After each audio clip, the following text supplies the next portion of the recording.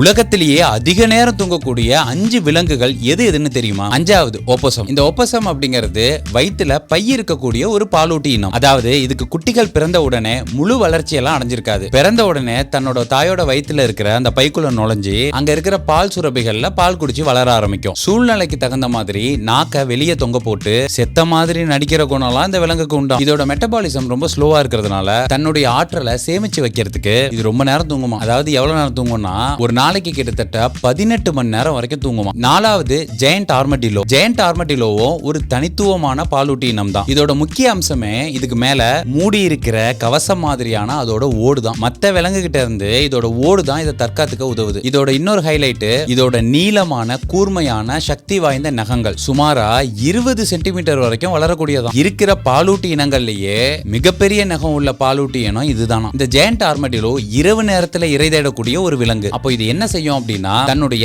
கூர்மையான நகத்தை வச்சு நிலத்தை தோண்டி பூச்சி புழுவெல்லாம் சாப்பிடுமா. இந்த மாதிரி இது கடினமா வேலை செஞ்சு சாப்பிடுறதுனால அதுக்கு நிறைய எனர்ஜி தேவைப்படுது. அதனாலதான் இது பகல் நேரத்துல ரொம்ப நேரம் தூங்குமா. இது எவ்வளவு நேரம்னு பாத்தீங்கன்னா கிட்டத்தட்ட ஒரு நாளைக்கு 19 மணி நேரம் தூங்குமா. 3வது பிரவுன் பேட். தமிழ்ல பழுப்பு வவ்வால் அப்படின்னு சொல்றாங்க. இதுவும் ராத்திரியில வேட்டையாடிட்டு ஆற்றலை சேமிக்கிறதுக்காக பகல்ல நீண்ட நேரம் தூங்குறது. இது கிட்டத்தட்ட 20 மணி நேரம் வரைக்கும் தூங்குமா. 2வது இடத்துல ஸ்லாத். தமிழ்ல இத சோம்பல் கரடி அப்படின்னு சொல்றாங்க. சோம்பல் கரடிகளோட வளர்சிதை மாற்றம் அதாவது மெட்டபாலிசம் அப்படின்னு சொல்லுவாங்க. உடம்புல நடக்கிற கெமிக்கல் ரியாக்ஷன் அது ரொம்ப ஸ்லோவா தான் நடக்குமா இந்த கரடிங்களுக்கு. அதனால அது சாப்பிடுற உணவு ஜீரணமாக ரொம்ப நேரம் எடுத்துக்குமா. இந்த மாதிரி சூழ்நிலைகள்ல குறைஞ்ச ஆற்றல் கொண்ட உணவுல இருந்து சக்தியை சேமிக்கிறதுக்காக இதுங்க ரொம்ப நேரம் தூங்குற மாதிரி இருக்குமா. இந்த கரடிகள் பாத்தீங்கன்னா ஒரு நாளைக்கு கிட்டத்தட்ட 20 மணி நேரம் வரைக்கும் தூங்குமா. 1வது இடத்துல கோவாலா. கோவாலாவும் ஒப்போசம் மாதிரியே வயிற்றுல பையுள்ள ஒரு பாலூட்டி இனம் தான். இது ஆஸ்திரேலியாவில் வாழுது. கோவாலா கரடி அப்படின்னு இது அழைக்கப்பட்டாலும் இது கரடி இனத்தை சேர்ந்தது கிடையாது. இந்த விலங்கு தன்னுடைய பெரும்பாலான வாழ்க்கைய